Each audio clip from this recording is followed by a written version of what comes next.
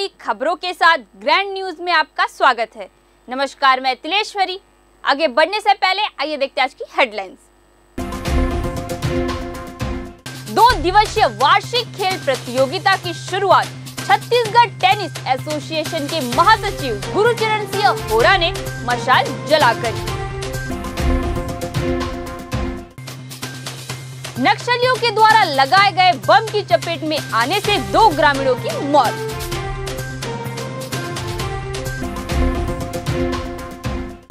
देव उठनी एकादशी पर आनंद वाहिनी आदित्य वाहिनी कर्मकर्ताओं द्वारा किया गया 1 लाख बाती का दीप प्रज्वलन।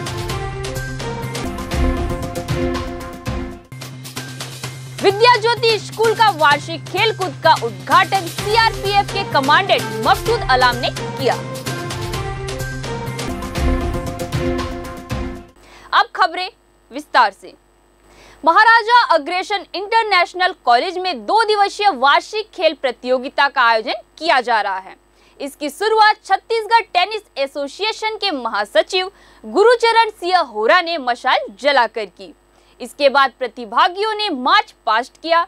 इस दौरान सभी ने मुख्य अतिथि को सलामी दी। मैक कॉलेज के चेयरमैन राजेश अग्रवाल ने गुरुचरण सिंह होरा की उपलब्धियां गिनाते हुए ब्रिक्स टूर्नामेंट में भारतीय टीम के मैनेजर बनकर 5 खेलों में मेडल दिलवाने के लिए उन्हें धन्यवाद दिया। इस मौके पर स्मृति चिन्ह देकर मुख्य अतिथि होरा को सम्मानित किया गया। छत्तीसगढ़ टेनिस एसोसिएशन के महासचिव गुरुचरण सिंह होरा के मुख्य आतिथ्य में 2 दिवसीय वार्षिक आउटडोर इंडोर स्पोर्ट स्पर्धा का शुभारंभ हुआ। स्पर्धा का शुभारंभ महासचिव होरा ने मशाल जलाकर की। इसके बाद मार्च पास्ट के दौरान गुरुचरण सिंह होरा को सलामी दी गई। इसके बाद महासचिव के खेलों और न्यूज से जुड़ी उपलब्धियों से सबको अवगत कराया गया। इसके साथ ही उन्हें स्मृति चिन्ह देकर सम्मानित किया गया। इस मौके पर महासचिव होरा ने अपने संबोधन के दौरान प्रकाश पर्व की बधाई देते और राजेश अग्रवाल के कार्यों की सराहना करते हुए साउथ अफ्रीका के डरबन में हुए ब्रिक्स टूर्नामेंट में किस तरह भारतीय खिलाड़ियों ने प्रदर्शन किया इसके बारे में बताया। उन्होंने कहा कि उनको छत्तीसगढ़ की तरफ से भारत का प्रतिनिधित्व करने का अवसर मिला। एक खिलाड़ी केवल एक ही नंबर से गोल्ड मेडल से चूक गई। देखिए, एनुअल स्पोर्ट्स मीट है। मैक कॉलेज के चेयरमैन राजेश अग्रवाल जी और उनकी टीम को मैं पूरी बधाई देता हूँ कि एक अच्छा इवेंट आज जो प्रारंभ हो रहा है वो देखने को मिला। और वैसे भी मैक कॉलेज का एक इतिहास रहा है, कोई भी काम करते हैं तो बहुत ज़्यादा हाइट पे जाता है प्रोग्राम कोई सा भी, तो ये इनकी उपलब्धि है। आज बहुत अच्छा मार्च पास्ट हुआ। फिज़िकल फिटनेस का जो कॉम्बिनेशन देखा मैंने, इतनी धूप में खड़े होके बच्चे, एक भी बच्चा इंजोर्ड नहीं हुआ और पूरे सबने बहुत दम लगा के काम किया। ये उपलब्धि दिखाता है कि मैक कॉलेज सिर्फ पढ़ाई का ही नहीं, स्पोर्ट्स का भी एक बहुत बड़ा हब है और स्पोर्ट्स की एक्टिविटी को जिंदा रखने के लिए और उसको प्रेरित करने के लिए मैं बहुत बहुत धन्यवाद देता हूं पूरी टीम को, राजेश अग्रवाल। मैक कॉलेज के संचालक राजेश अग्रवाल ने महासचिव गुरुचरण सिंह होरा की उपलब्धियां गिनाते हुए कहा कि ब्रिक्स टूर्नामेंट में भारतीय टीम के मैनेजर बनकर 5 खेलों में मेडल दिलवाया है। इसके साथ ही विश्व स्तरीय टेनिस स्टेडियम बनवाने में अहम भूमिका निभाई है। वे इस मौके पर उनका अभिनंदन करते हैं। महाराजा अग्रसेन इंटरनेशनल कॉलेज में हर साल हम 2 दिवसीय स्पोर्ट्स का आयोजन करते हैं। हमारा ये मानना है कि एकेडमिक के साथ में नॉन एकेडमिक एक्टिविटीज के माध्यम से बच्चे अपनी प्रतिभाओं को बाहर निकालते हैं, अपनी पर्सनालिटी को विकसित करते हैं। उतना ही जरूरी हमको शारीरिक रूप से सक्षम होने की आवश्यकता है। आजकल धीरे धीरे बच्चों में, यूथ में स्पोर्ट्स कम होते जा रहा है। उसको बढ़ावा देने के लिए हम बच्चों में साल भर अलग अलग एक्टिविटी करते हैं और ये 2 दिवसीय आयोजन के माध्यम से एक उत्सव जैसा माहौल बनाते हैं। आज एक उत्सव के माहौल में ओपनिंग सेरेमनी हम ग्रैंड लेवल पे, बहुत ज़्यादा नेशनल लेवल पे जैसे स्पोर्ट्स का ओपनिंग होता है वैसा और करने की कोशिश की है। और इसमें एज अ चीफ गेस्ट हमने, जो आप लोग सब जानते हैं कि इंडिया का प्रतिनिधित्व करते हुए डरबन पे जो इंडिया का झंडा लहरा करके आए हैं, ऐसे चीफ गेस्ट गुरुचरण सिंह होरा और हमारे स्पेशल गेस्ट के रूप में कर्नल रवि छाजेड़ जी को आमंत्रित किया। उन्होंने भरपूर तारीफ की मैक कॉलेज में स्पोर्ट्स को लेकर के कि यहाँ पर एक अच्छा वातावरण तैयार हो रहा है जिससे शारीरिक मानसिक क्षमता में भी वृद्धि हो पाएगी। बस्तर संभाग में नारायणपुर जिले के बड़े डोंगर थाना क्षेत्र के लोडिंग पॉइंट पहाड़ी में नक्सलियों के द्वारा लगाए गए आईईडी की चपेट में आने से 2 ग्रामीणों की मौत हो गई। वही एक ग्रामीण घायल है। सूचना मिलते ही पुलिस टीम घटना स्थल के लिए रवाना हुई। मामले की जानकारी देते हुए अतिरिक्त पुलिस अधीक्षक हेमसागर सिदार ने बताया कि शुक्रवार की सुबह पुलिस को 9 बजे सूचना मिली कि आमदई खदान के लोडिंग पॉइंट में नक्सलियों के द्वारा प्रेशर बम को लगाया गया था। सुबह गांव के कुछ लोग वहां से गुजरने के दौरान एक ग्रामीण का पैर आईईडी के ऊपर आ जाने से ब्लास्ट हो गया, जिसके बाद ग्रामीणों के द्वारा घायल को पास के ही एक स्वास्थ्य केंद्र में ले जाया गया, जहां इलाज के दौरान उसने दम तोड़ दिया। वहीं दूसरे ग्रामीण का शव भी बरामद कर लिया गया है। जिला नारायणपुर के थाना छोटे डोंगर क्षेत्र अंतर्गत आमदई की पहाड़ी में नक्सलियों द्वारा प्रेशर आईडी विस्फोट किया गया है। प्रेशर आईडी के चपेट में आने से 2 ग्रामीण रितेश गागड़ा और श्रवण गागड़ा दोनों की जो है मृत्यु हो गई है और उक्त दोनों व्यक्ति जो है आमदई माइंस में काम करते थे। देवउठनी एकादशी अर्थात सृष्टि के पालनहार के योग निद्रा से उठने का समय। इस दिन श्री हरि विष्णु की विशेष पूजा अर्चना की जाती है। पौराणिक मान्यताओं के अनुसार इस दिन से मांगलिक कार्यों का आरंभ माना जाता है।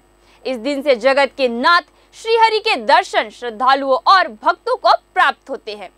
भक्तों ने भगवान की पूजा अर्चना कर दर्शन लाभ लिया और सुख शांति की कामना की और आशीर्वाद मांगा।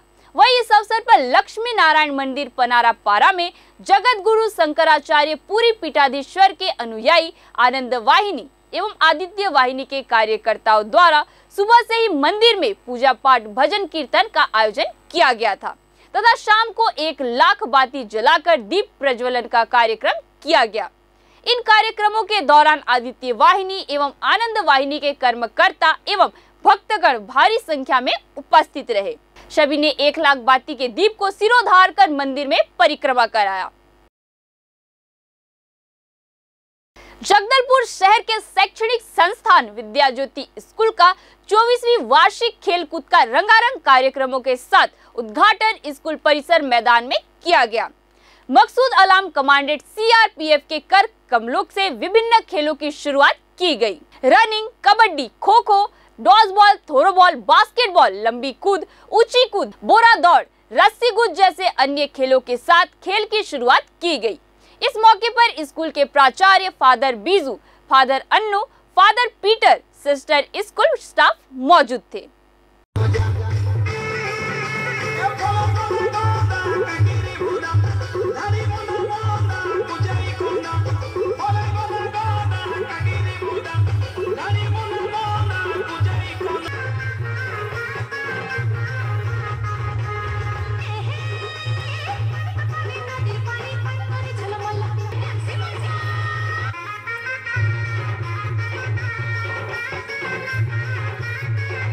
छत्तीसगढ़ दंतेवाड़ा जिले में चलाए जा रहे नक्सल उन्मूलन अभियान के तहत जगरगुंडा से कमारगुंडा के मध्य निर्माणाधीन सड़क की सुरक्षा एवं जिला दंतेवाड़ा एवं सुकमा के सरहदी क्षेत्र के ग्राम बड़ेपल्ली क्षेत्र अंतर्गत मुखबिर से मिली सूचना पर DRG Bastar fighters Dantewada young platoon CRPF 331वीं वाहिनी की संयुक्त बल नक्सल गश्त सर्चिंग हेतु ग्राम बेनपाल के जंगल पहाड़ी की ओर रवाना हुए थे।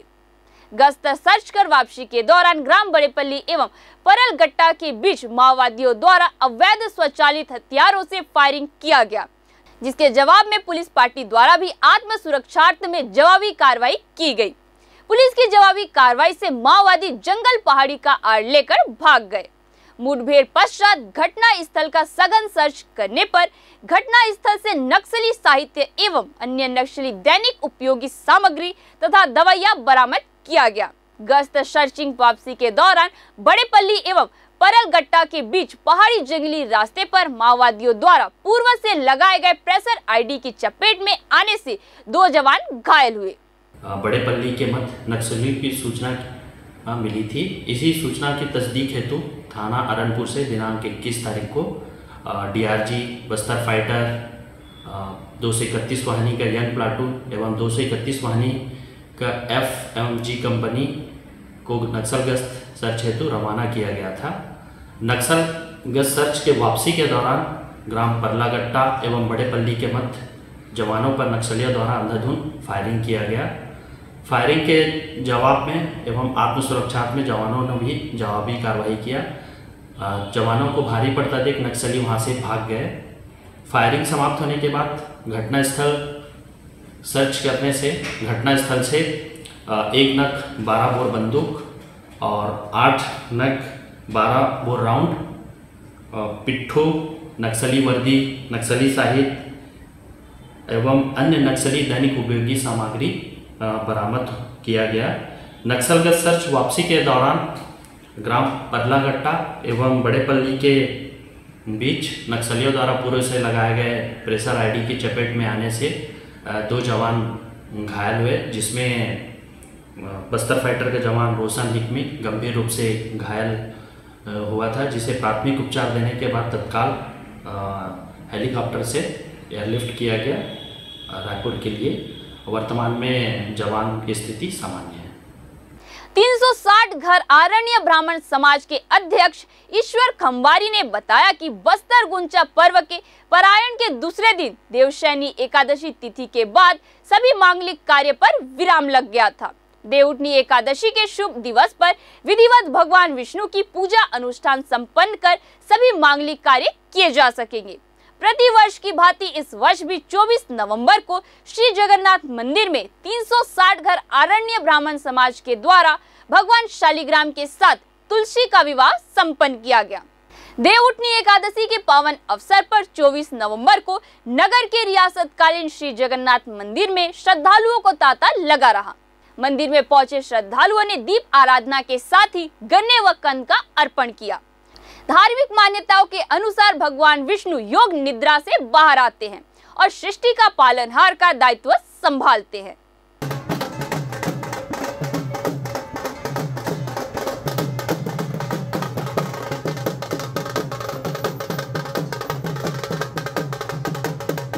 कलेक्टर विजय दयाराम के ने जिला कार्यालय के आस्था सभा कक्ष में नगर निगम के सफाई व्यवस्था से संबंधित अधिकारियों व कर्मचारियों की बैठक लेकर समीक्षा की। कलेक्टर ने कहा कि शहर में सफाई व्यवस्था, नालियों की सफाई, कचरा प्रबंधन के कार्य को दुरुस्त करें। इसके लिए विशेष सफाई अभियान 25 नवंबर से 1 दिसंबर तक संचालित करें। कलेक्टर ने सफाई व्यवस्था को सतत निरीक्षण पर जोर देते हुए 25 नवंबर को खुद निरीक्षण दौरे पर रहने की बात कही। उन्होंने निगम अमले द्वारा सफाई करने उपरांत वापस कचरा करने वालों के खिलाफ नियम अनुसार आवश्यक कार्रवाई करने के भी निर्देश दिए। प्रदेश राइस मिल एसोसिएशन नवनियुक्त प्रदेश अध्यक्ष योगेश अग्रवाल का आगमन 25 नवंबर 2023 को हो रहा है। वे राइस मिल से संबंधित विषयों पर बस्तर राइस मिलर से चर्चा करेंगे। विदित हो कि वर्ष 2020-21, 2021-22, 2022-23 की मिलिंग राशि अब तक प्राप्त न हो पाने के कारण मिलर वर्ष 2023-24 में कस्टम मिलिंग कार्य करने या न करने की स्थिति में है। इस हेतु एक निजी होटल में कार्यक्रम का आयोजन किया जाएगा। छत्तीसगढ़ और झारखंड की सीमा पर 62वीं केंद्रीय रिजर्व पुलिस बल की तैनाती ने ग्रामीण क्षेत्र के रहवासियों के बीच तालमेल बनाने में सफल रही है।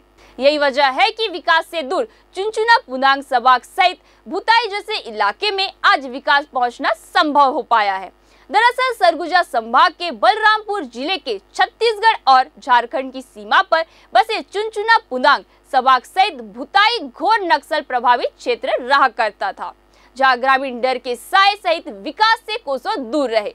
लेकिन 62वीं केंद्रीय रिजर्व पुलिस बल के द्वारा इस क्षेत्र में 2 कैंप की स्थापना के बाद से इस गांव की दिनचर्या पटरी पर आ गई है, क्योंकि केंद्रीय रिजर्व पुलिस बल द्वारा समय समय पर सिविल एक्शन कार्यक्रम चलाकर ग्रामीणों को घरेलू सामान सहित मूलभूत सुविधा पहुंचाने का कार्य लगातार किया जा रहा है।